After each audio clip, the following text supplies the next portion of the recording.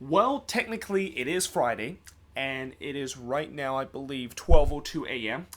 I'm still gonna do this video where I'm gonna be adding another episode and adding the second episode of the Throwback MLS series.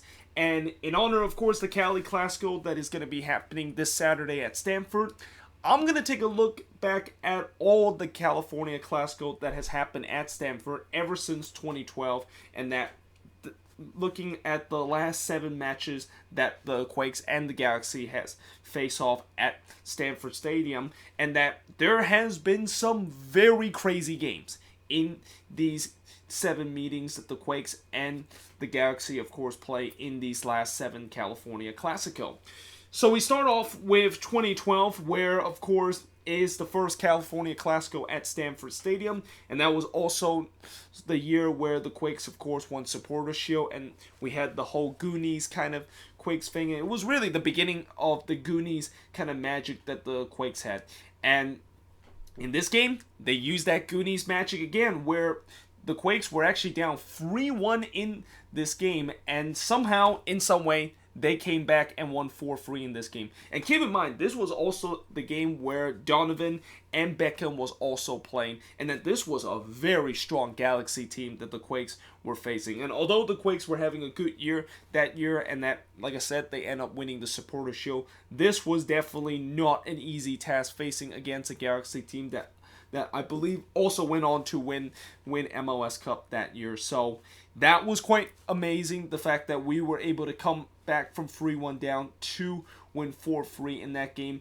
But then come 2013, and 2013 is probably the Cali Clasico at Stanford that a lot of Quakes fans will say it's the best ever Cali Clasico at Stanford, and it's going to be very hard to topple this one, because this was the game that is known as the stoppage time miracle, where Salinas and Gordon, of course, wins it for the Quakes. The Quakes were 2-0 down in this game. They pulled it within 2-1, and then as we had the stoppage time, and just as we thought that the Quakes were probably not gonna get anything, and at best if they can get a stoppage time equalizer to get a point out of this game, they end up getting all 3 in this game. And it all started when Salinas scores in the 91st minute, and then in the 94th minute, if I recall, Alan Gordon does his magic. And Alan Gordon is basically at the heart of the Goonies magic. Like, it seemed like Alan Gordon always tends to score the biggest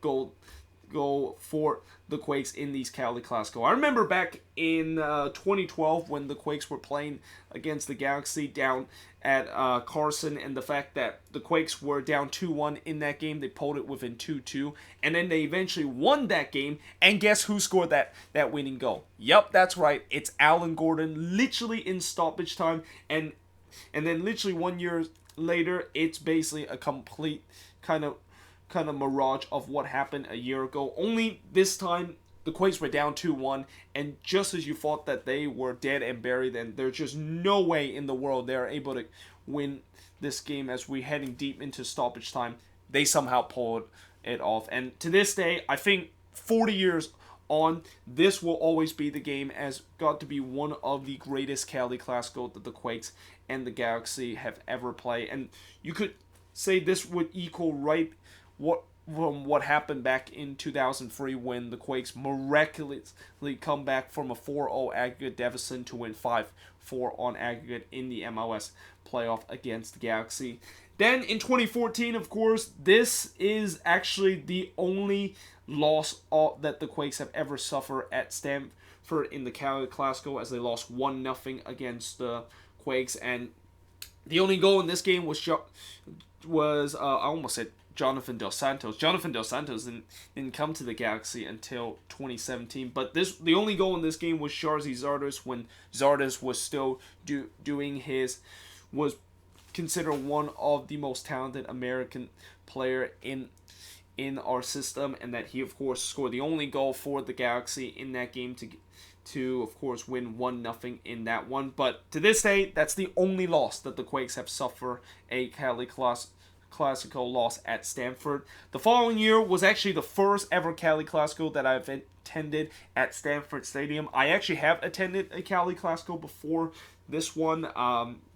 I remember I attended back in 2014 when the Quakes and the Galaxy were playing at Buckshot Stadium, and that game was a 1-1 draw between the Quakes and the Galaxy. But this is the first time that I was able to taste victory when the Quakes play against the Galaxy, and it was relatively a comfortable game if I remember from this back in 2015, where we were looking very comfortable. We jump up to I believe we jump up to like a 2-0 lead. Then they of course got one back, but then we of course got the third goal, and I still remember who scored the third goal for the Quakes. It was actually Cordell Cato, who rarely scored goals for the Quakes, is able to score one there, and we end up with a very comfortable 3-1 victory. And I think out of all the wins that we had in the Cali Clasico, which I think we have 1, 2, 3, 4 out of the 4 of the 7 wins, this one was probably the most straightforward and the most comfortable one, and the one that didn't have any kind of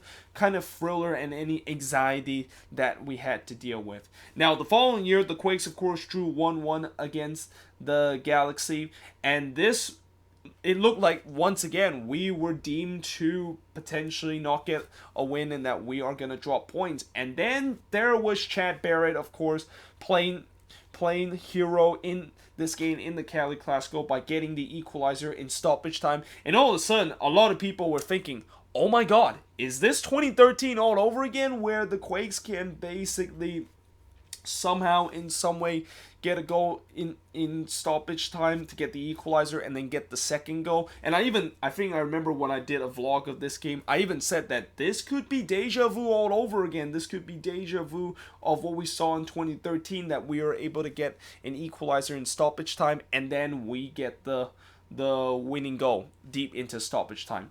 Unfortunately, that wasn't meant to be, as we weren't able to find the equalizer or the winner in stoppage time, unlike what we did back in 2013 when we did that.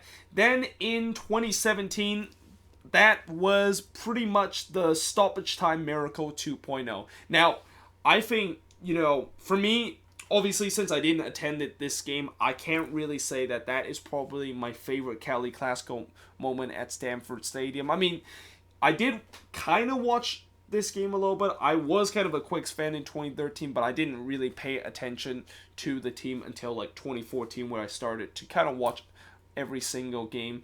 But when I heard the Quakes, of course, won that, I was obviously happy about it. But I think probably the best Cali Clasico of me being kind of like a true Quakes fan and just follow this team day in and day out is got to be this one in 2017. And I actually attended this one, and I was just like, it was scenes when this second goal was scored from Salinas and that he was able to win it in stoppage time. And by the way, early on, I believe it was I keep saying Jonathan Dos Santos. It's actually his brother Giovanni Dos Santos that actually got the first goal, and then Wando of course ties it up at 1-1. And there was Salinas, who was part of that stoppage time miracle back in 2013 and part of just the most unlikeliest comeback win you will ever see, playing the hero this time to get a 2-1 win against the Galaxy. And like I said, the scenes was just, it was incredible of how crazy people were when that goal come in. Like, limbs were literally going up. I don't think I celebrate that hard. Well, I think besides the following couple of months when we play against Minnesota, where we got that winning goal against Minnesota literally deep in stoppage time, I don't think I celebrate that much and just jump up enjoy that much than what I did when the Quakes of course scored that second goal and when Salinas wins the Cali Clasico for the San Jose Earthquakes back into 2017 Cali Clasico at Stanford Stadium. And then of course it brings us to last year Cali Clasico, which was another high scoring kind of thriller game. And this game was also pretty similar to 2012, where we went up 1-0 and then all of a sudden the wheels kind of come off for us, and then we found ourselves down 3-1. But then we pulled within one when I believe Vaco, of course, got the second goal for the Quakes to make it 3-2. And then Wando, once again, getting the equalizer for the Quakes. Well, Wando, I think, back in 2012, he actually got the goals that, of course, give the Quakes the lead. But this time he of course gets the equalizer from the penalty spot. And I also remember this was also the game where we were able to win 2 penalties, and this was also the game where I remember when Wando took his first penalty, he actually missed that penalty, but then he slots it home. And then what he immediately did, instead of he just celebrate like he always did, he immediately came to David Bingham and just basically kind of trash talked the hell out of David Bingham. Like, you know, I don't know what he exactly said, but I'm assuming it's probably saying that, yup, you shouldn't have left San Jose, and you shouldn't be kind of a snake to this team in the first place. And this, of course, is the resort. But, you know, we didn't, of course, win in that game. And that was also a game where, you know, I did say that Zlatan, of course, I hope Zlatan can hold a big L after the end of the game. And, you know, one thing, when you try to trash talk Zlatan, you better try not to trash talk in a way like that he's gonna definitely kind of hold an L at the end of the game, because you know that, like, even if you trash talk Zlatan even in the slightest way, he's going to always find a way to try to prove you wrong and try to kind of say that, hey, you know, you trash talk to me, I'm gonna put a good performance to you, because he always loved when haters, of course, talk about him, which is why this year I'm not gonna say anything bad about Zlatan, although I have a feeling he's probably gonna score again in this upcoming Cali Clasico. But still, you know, I said something bad about Zlatan, and he basically punished me when he, of course, scored in those 2 goals. And actually, remember what I said about how we were in up 1-0 in this game? That actually wasn't the case. We actually went down 1-0 literally 2 minutes into the Cali Clasico, and the Wando goal, the Wando penalty, the first one that gets the equalizer for the Quakes, yeah, that was, of course, the equalizer. But yeah, that is pretty much it for so far in terms of the history of the Cali Clasico. Obviously, as I mentioned back in the preview that I, of course, will release after this video has been uploaded, I am very excited about this upcoming Cali Clasico. Like, I think this is probably going to be one of the most anticipated Cali Clasico in a long time, mainly because, one, you got 2 coaches with Matias Almeida and Guillermo Barro Scaleto facing off each other as rival manager again. You know, Matias, he was the River Plate manager, and Guillermo was the manager of Boca Juniors, and they of course face off in the Super Clasico. So this is kind of like what it is. Instead of being a Super Clasico, this is basically the Cali Clasico, and some people might even say that this is kind of like the Super Cali Clasico. But it's also the fact that now the Quakes are doing so much better, and they're just in probably the best form that I have seen this team play in a very long time, and now they're facing against a team that also is in a very good form and having a very good season. This could be definitely a very mouth-watering game. But, you know, as a Quakes fan, I want nothing but a win in that game. You know, a draw would definitely won't satisfy me. If we can get all 3 points in this game, I will be super happy with the way that the Quakes play, because that is a huge game for us, and I can't wait until Saturday comes when we once again face those foes again in the Cali Clasico at Stanford Stadium. But yeah, either way, guys, hope you guys enjoyed this video. If you do, make sure you guys leave a like, smash that subscribe button, and yeah, I, of course, will see you guys next time.